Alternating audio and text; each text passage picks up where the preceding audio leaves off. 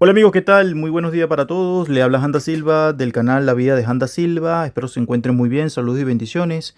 Este es el último video que voy a grabar este año para este canal, así que va a estar muy bueno porque es referente a uno de los elementos electrónicos, o realmente son varios, podríamos decirlo, ¿verdad? Que tiene que ver con el control de la fuente de alimentación. En este caso he hablado, creo que es la primera vez que voy a hablar en este canal de lo que viene siendo el famoso divisor.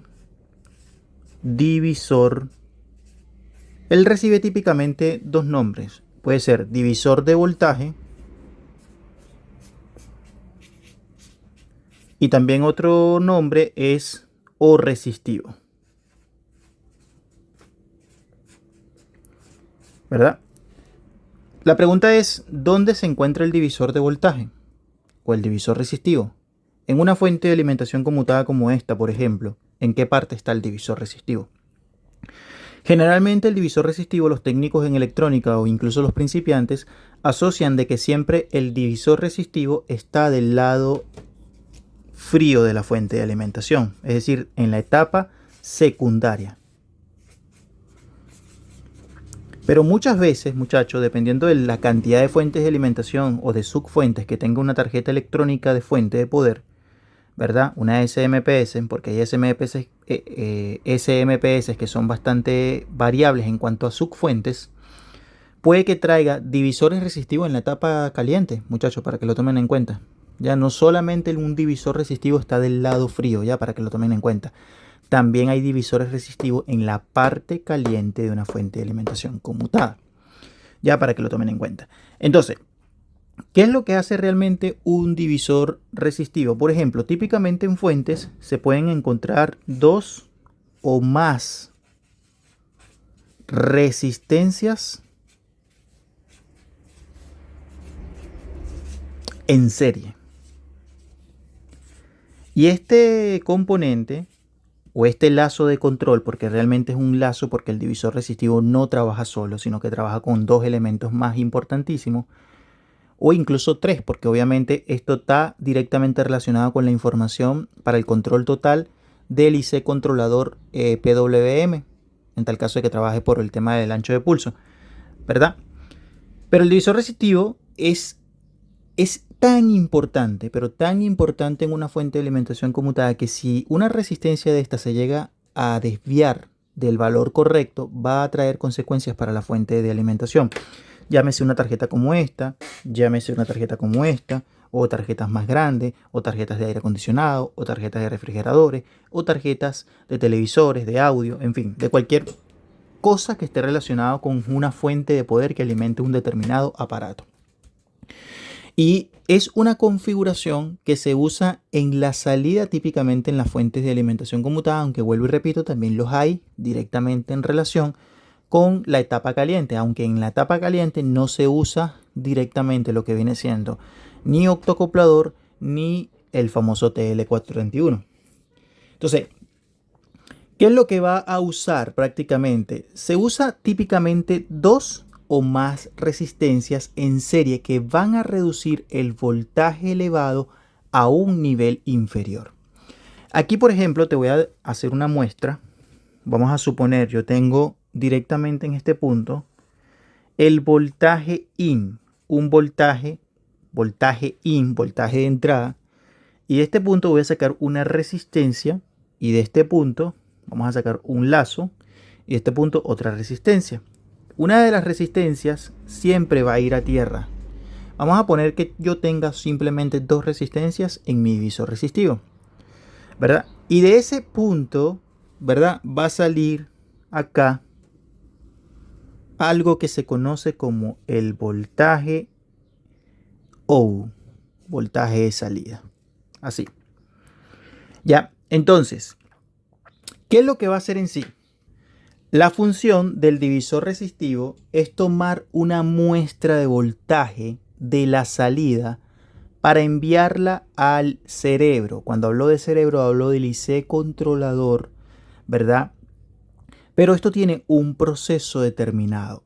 El primer proceso se va a llamar, escúchame atentamente, voy a poner esta hojita por acá, porque quiero que me lo entiendas claramente. y para que puedas llevar un control mejor en tus estudios de reparaciones. El primer punto o el primer paso se conoce como muestreo. Muestreo. ¿Qué es el muestreo con referente al tema de lo que viene siendo el divisor resistivo? Ejemplo, supongamos que yo tengo 12 voltios en la fuente de alimentación en la salida, ¿verdad? Entonces, ¿qué es lo que va a pasar? Va a pasar estos 12 voltios, pasa por el divisor resistivo.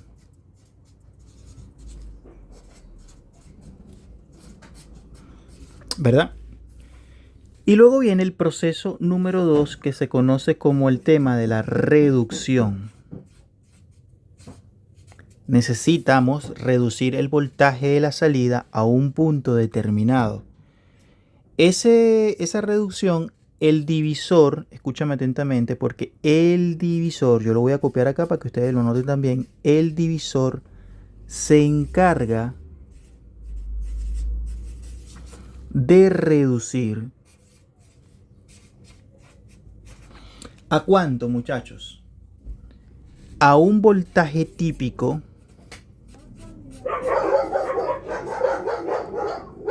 se encarga de reducir a un voltaje típico. Ahí vamos a encontrar un voltaje típico de ¿cuánto? De 2.5 voltios, muchachos. Ya para que lo tomen en cuenta. Y este voltaje de 2.5 voltios se llama voltaje de referencia. Y es el que va a ir directamente al pin 1 del TL431. ¿Qué les parece la explicación? De esta manera, ustedes van entendiendo el lazo de control entre lo que es el divisor resistivo, la parte del TL431, y lo que viene siendo la parte de información con el octoacoplador, porque el octoacoplador es el que ejerce una gran función también para mandarlo directamente a la parte caliente de la fuente de alimentación. Pero luego de esto viene un paso 3, que es el paso 3 se llama comparación. ¿Y qué hace la comparación? ¿Qué hace la comparación? Bueno, el controlador o IC o circuito integrado que está en la etapa caliente de la fuente de alimentación va a comparar esa muestra con la referencia, con su referencia. Entonces, si el voltaje de la muestra baja, ¿verdad? ¿Qué es lo que va a pasar? Generalmente puede bajar por una carga determinada, ¿verdad? Mucha carga. Entonces, el IC va a aumentar el tiempo de encendido del transistor para subir el voltaje. Si es todo lo contrario, cuando hablo de todo lo contrario, es si el voltaje de la muestra sube, el IC reduce el tiempo de encendido.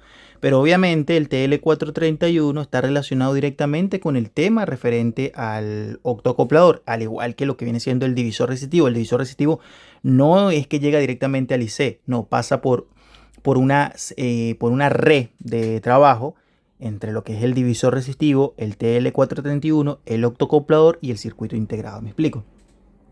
Entonces, el divisor no trabaja solo. Tómenlo en cuenta siempre, por favor.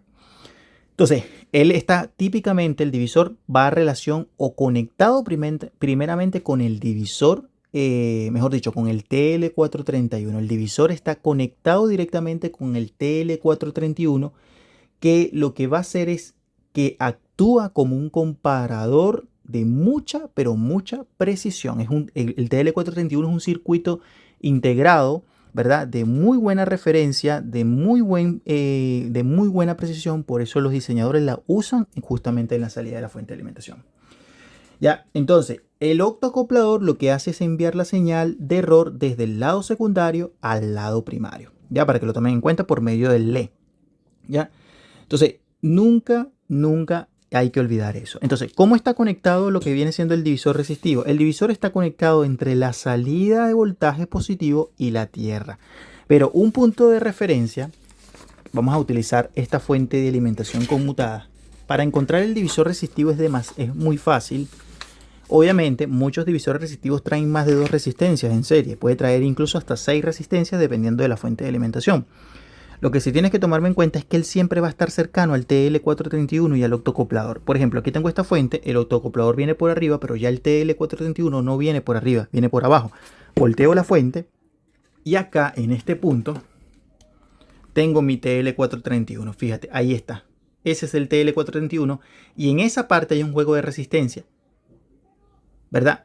Hay una resistencia que tiene que ir a tierra. Hay una resistencia que tiene que ir a tierra.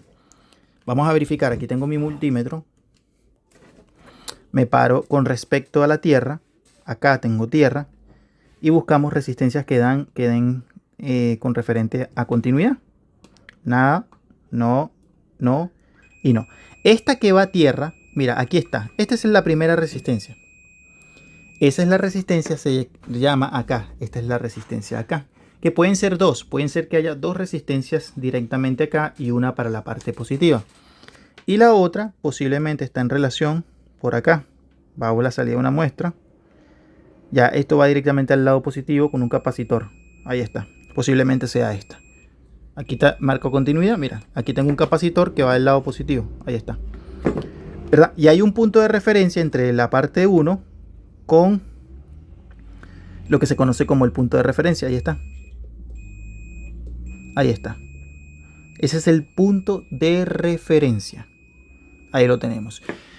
Vamos a encender. Voy a conectar esta fuente de alimentación para que hagamos algunas mediciones de voltaje y quede súper bien clara esta clase. Voy a conectar esta tarjeta con mucho cuidado. Conecto. Vamos a conectarla.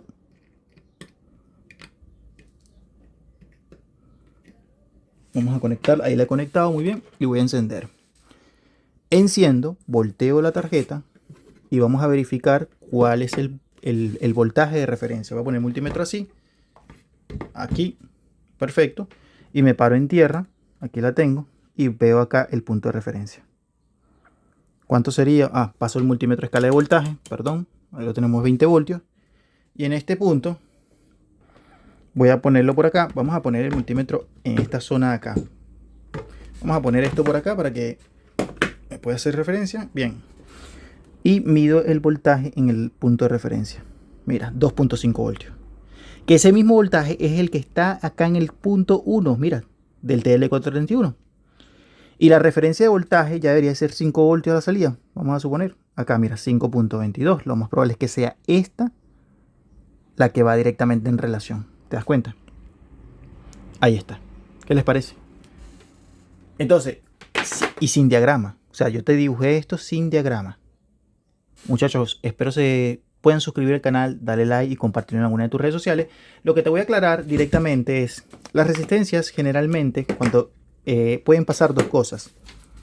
La resistencia o se abre o se altera hacia arriba. O se altera hacia arriba.